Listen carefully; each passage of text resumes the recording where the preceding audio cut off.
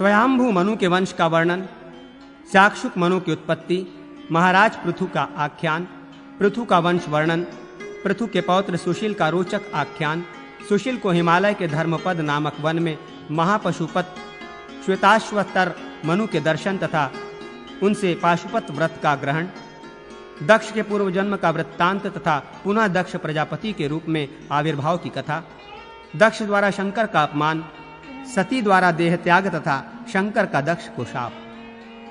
सूत जी बोले, स्वयंभू मनु की पत्नी शतरूपा ने प्रियव्रत तथा उत्तानपाद नाम वाले 2 पुत्रों को जन्म दिया, जो धर्म को जानने वाले तथा महान पराक्रमी थे। कालांतर में उत्तानपाद का ध्रुव नामक पुत्र हुआ।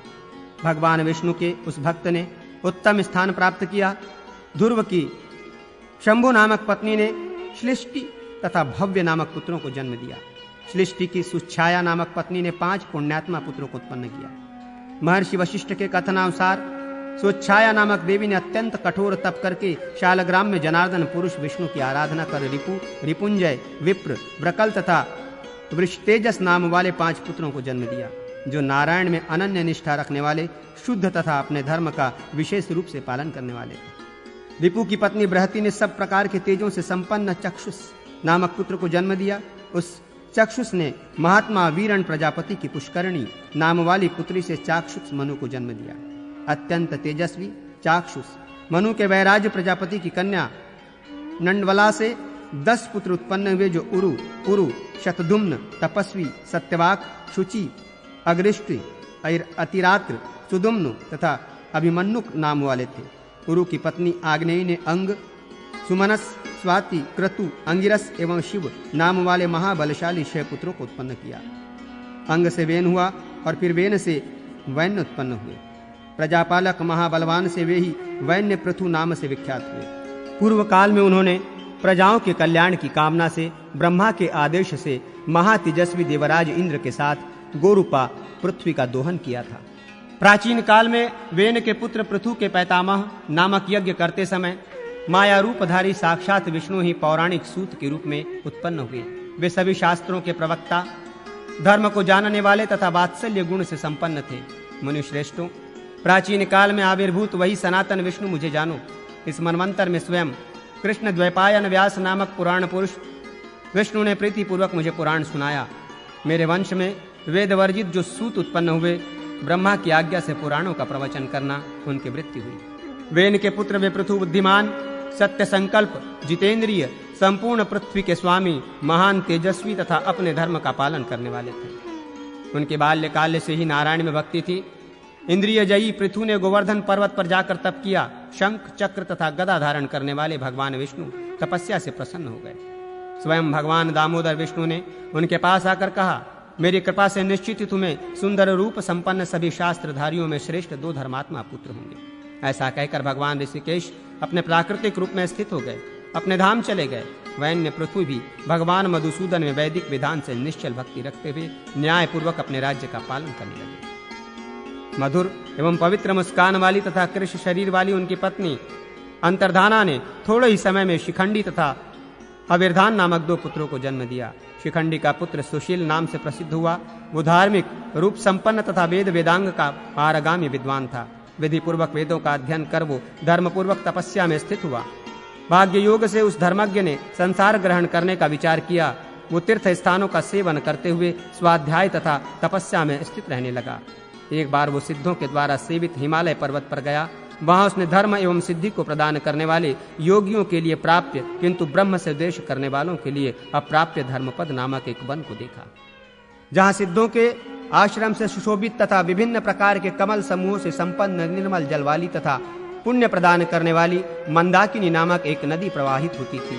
उसने प्रीति पूर्वक उस मंदाकिनी नदी के दक्षिण किनारे पर स्थित मुनिंद्रों तथा योगियों से सेवित पुण्यदायी एक रमणीय आश्रम देखा।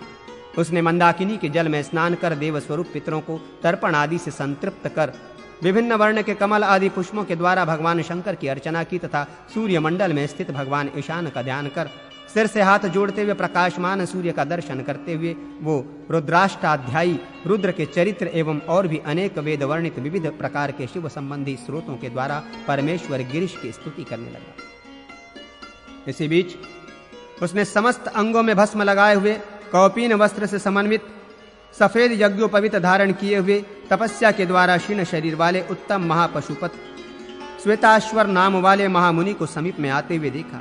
नेत्रों में आनंदाश्रु भरे हुए उसने भगवान शंकर की स्तुति समाप्त कर उनके चरणों से सिर से प्रणाम किया और हाथ जोड़ते हुए ये वाक्य कहा, मैं धन्य हूँ, मैं अनुग्रहित हूँ, जो आज मुझे योग ज्ञानियों में श्रेष्ठ मुनियों के ईश्वर साक्षात भगवान योगेश्वर के दर्शन हुए। अहो, मेरा बड़ा सुंदर भाग्य है। आज मेरे सभी तप सफल हो गए। अनध मैं क्या करूं? आपका मैं शिष्य हूं, आप मेरी रक्षा करें। तपस्या से जिसका संपूर्ण कलश्म नष्ट हो गया है, ऐसे उस निष्पाप एवं शील संपन्न सुशील नाम वाले राजा के ऊपर अनुग्रह करके शंकर ने अपने शिष्य रूप में उसे ग्रहण किया। उन बुद्धिमान मुनि ने संन्यास संबंधी संपूर्ण विधि करवाकर उसे ईश्वर संबंधी ज्ञान तथा अपने शाखा द्वारा विहित नियम और पशु रूपी जीव के पाश अर्थात माया रूपी बंधन से मुक्त करने वाला वो संपूर्ण वेद का सार प्रदान किया। साथ ही ब्रह्मा आदि के द्वारा सेवित अनंत्याश्रम नाम वाले आश्रम को भी प्रदान किया। उस आश्रम में रहने वाले ब्रह्मचर्य परायण ब्राह्मण क्षत्रिय तथा वैश्य शिष्यों को देखकर वे श्वेताश्वर मुनि बोले, मेरे द्वारा प्रवर्तित शाखा का अध्ययन करते हुए योगी जन निष्कल महादेव शिव का ध्यान करते हुए यहाँ निवास करते हैं। भक्तों पर अनुकंपा करने के लिए भगवान महादेव उमा के साथ रमण करते हुए यहाँ विराजमान रहते हैं। प्राचीन काल में संसार के कल्याण की कामना से समस्त जगत को धारण करने वाले स्वयं नारायण महादेव की आराधना करते हुए यहाँ रहते हैं।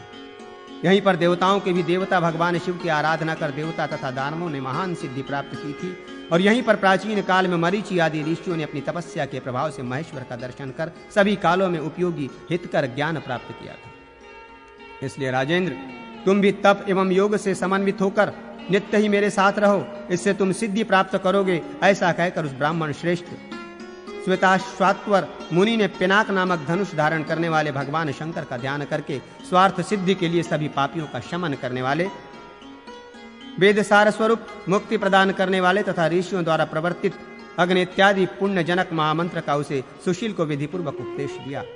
उसके कथनानुसार सुशील नामक वो राजा भी बड़ा ही श्रद्धा से साक्षात पाशुपत होकर वेदाभ्यास में निरत हो गया। अपने सभी अंगों में भस्म धारण कर कंद मूल एवं फलों का आहार करते हुए शांत इंद्रियजयी एवं क्रोधजयी राजा ने संन्यास विधि का आश्रय लिया।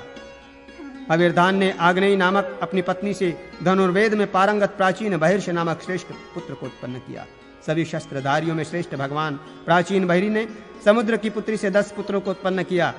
नारायण परायण तथा अपने तेज के लिए विख्यात प्रचेतस नाम से प्रसिद्ध उन राजाओं ने अपने वेद का अध्ययन किया। इन्हीं 10 प्रचेताओं द्वारा मारीशा नामक उनकी पत्नी से महाभाग प्रजापति दक्ष पुत्र रूप में उत्पन्न हुए, जो पूर्व समय में ब्रह्मा के पुत्र थे।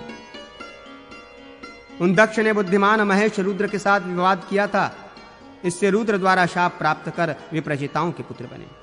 महादेव हर ने स्वयं देवी पार्वती के घर आए हुए दक्ष को देखकर उनकी यथोचित पूजा की, किंतु उस समय तमोगुण के आवेश से समाविष्ट ब्रह्मा के पुत्र दक्ष शंकर द्वारा की गई अपनी पूजा को अपर्याप्त और अयोग्य समझकर और भी अधिक पूजा की इच्छा करने के कारण कुपित होकर अपने घर चले गए। तदनंतर कभी दूषित मन वाले दक्ष ने अपने घर आई हुई अपनी पुत्री सती को उनके पति भगवान शंकर के साथ निंदा करते हुए क्रुद्ध होकर भर्त्सना की। दक्ष बोले, सती, तुम्हारे पिनाकधारी पति से मेरे अन्य जामाता श्रेष्ठ हैं, तुम भी अच्छी पुत्री नहीं हो, इसलिए मेरे घर से वहीं चले जाओ जहां से आई हो। शंकर प्रिया उस देवी सती ने उस कठोर वाक्य को सुनकर पिता दक्ष की निंदा की और चर्मांबरधारी अपने स्वामी पशुपति को प्रणाम कर स्वयं ही उन्होंने योगाग्नि द्वारा अपने को भस्म कर डाला। तदनंतर वे ही हिमालय की तपस्या से प्रसन्न होकर उनकी पुत्री बनी। उस बात को जानकर शरणागतों का कष्ट हरने वाले भगवान रुद्र दक्ष के घर आए और क्रुद्ध होकर उन्हें शाप दिया। ब्रह्मन, मूढ़ात्मन, इस शरीर को छोड़कर तुम क्षत्रियों के कुल में उत्पन्न होगे और पापवश अकार्य में तुम्हारी प्रवृत्ति होगी। ऐसा कहकर महादेव कैलाश पर्वत पर चले गए और समय आने पर स्वयंभू दक्ष भी प्रचेताओं के पुत्र बने। सूत जी ने इस प्रकार कहा, आप लोगों से मैंने स्वयंभू मनु की दक्ष पर्यंत विशेष सृष्टि का वर्णन किया। ये वर्णन सुनने वालों के पाप को नष्ट करने वाला है।